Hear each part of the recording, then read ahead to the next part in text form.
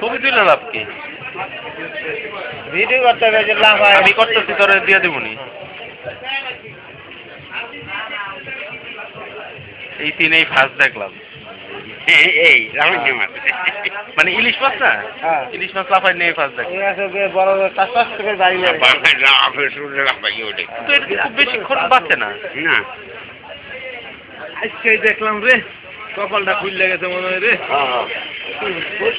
রাজস্বী মাছ লাভাই দেখছেন, রাজা তো এই যাই